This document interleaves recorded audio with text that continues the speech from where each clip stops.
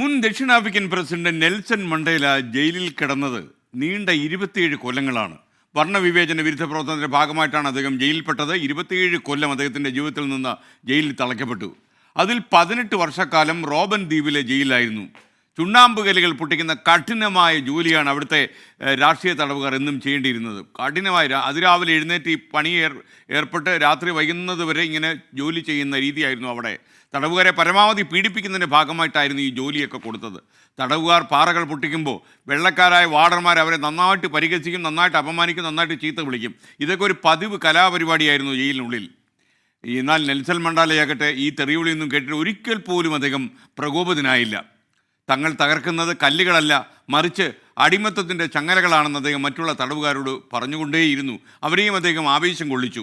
മണ്ടേലയുടെ ഈ പെരുമാറ്റവും ദൃഢനിശ്ചയവും ജയിൽ ഗാർഡുകളെ പോലും സ്വാധീനിച്ചു തുടങ്ങി. അവർ മണ്ടേലയോടും മറ്റ് തടവുകാരോടുമൊക്കെ വളരെ മാന്യമായും സ്നേഹത്തോടും പെരുമാറാൻ തുടങ്ങി. സഹനത്തിൻ്റെയും പ്രതിരോധത്തിൻ്റെയും ശക്തി എത്രത്തോളം ഉണ്ട് എന്നാണ് ഇതിലൂടെ നമുക്ക് വ്യക്തമാക്കുന്നത്.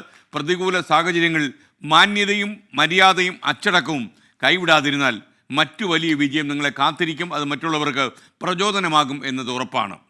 പ്രകോപനപരമായ സാഹചര്യങ്ങളിൽ പോലും നമ്മൾ സംയമനം പാലിക്കണം. അതോടൊപ്പം വളരെ വിവേകത്തോടെ പെരുമാറാനും ശ്രമിക്കണം. ആ വിവേകം കൈവിടാതിരിക്കട്ടെ. അത് എല്ലാവർക്കും ബാധകമല്ല. വിവേകം കൈവിടുന്ന ആളുകൾക്ക് വേണ്ടി മാത്രമാണ് ഞാനിത് പറയുന്നത്.